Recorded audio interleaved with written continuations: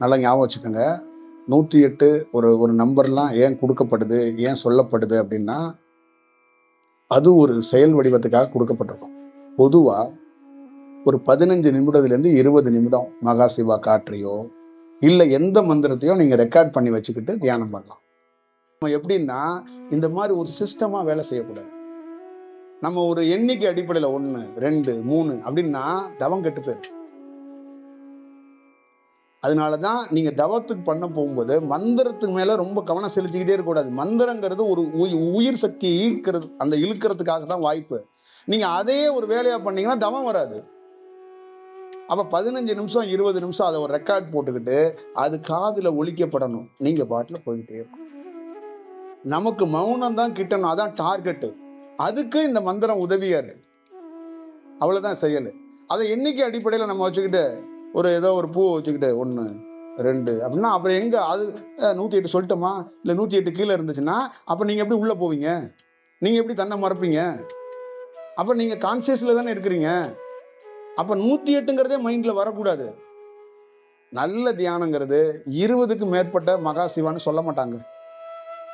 என்கிட்ட இருக்கிறவங்க நிறைய பேரை நீங்க கவனிச்சீங்கன்னா 19க்கு மேல தாண்ட மாட்டாங்க நிறைய பேர். புரியுதுங்களா? மகா சிவா காற்றே சக்தி உடன் 19வது வாட்டி 20 வாட்டி அவன் தன்னை மறந்துடுவான். அங்க மந்திரமே சொல்ல மாட்டான் அவன். ஒவ்வொரு முறையும் 108 சொல்லணும்னு ட்ரை பண்ணி அவனால சொல்ல முடியாது. ஏன்னா அது உள்ள கூட்டிட்டு போயிடும். அந்த உள்ள கூட்டிட்டு போறதா நமக்கு வேணும். நீங்க ப்ராஜெக்ட் மாதிரி 108 கம்ப்ளீட் பண்ணலையே, கம்ப்ளீட் பண்ண அதெல்லாம் போவாதீங்க. அது இல்லை. புரியுதுங்களா? நம்ம கிட்ட சொல்லிப்பட்டிருக்க பெரியவர்கள் என்ன சொல்றாங்கன்னா, இந்த திருவாசகத்தை கூட நீ ஆரம்ப நிலையில இருக்கும்போது படி. மேம்பட்டுட்டனா அதுக்குள்ள இருக்கிற ரகசியத்தெல்லாம் தெரிஞ்சுக்கிட்டனா அதை நீ படிக்க வேண்டாம், நீயே திருவாசகமா மாறி போவ. இப்ப நம்ம ஊர்ல என்ன பிரச்சனைனா, இத திருவாசகமா மாறாம திருவாசகத்தை படிச்சுக்கிட்டே இருக்கிறாங்கன்னு தான் நம்ம வருத்தப்படும். இப்ப மந்திரத்தை சொல்லிக்கிட்டே இருந்தீங்கன்னா நீங்க மாற்றம் அடைய மாட்டீங்க. மந்திரத்துக்குள்ள ஒரு தனி மனிதன் மாற்றம் அடையணும். அப்ப அங்க ஒரு அமைதி நிலை, மௌன நிலை கிட்டப்படணும். அதுக்கு தான் இது இலக்கு. நீ மந்திரத்தை சொல்லிக்கிட்டே இரு, மழை வருங்கிற கதை இது இருக்கக்கூடாது. புரியுதுங்களா? அதனால தயவு செய்து அதை பார்த்துக்கங்க. யாரா இருந்தாலும் தனிப்பட்ட முறையில நீங்க மந்திரம் என்பது ஒரு முக்கியமான செயல்.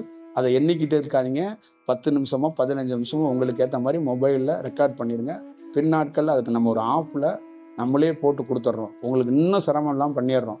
ஆனா உங்க தியானத்தை நீங்க பண்ணுங்க, நான் பண்ண முடியாது.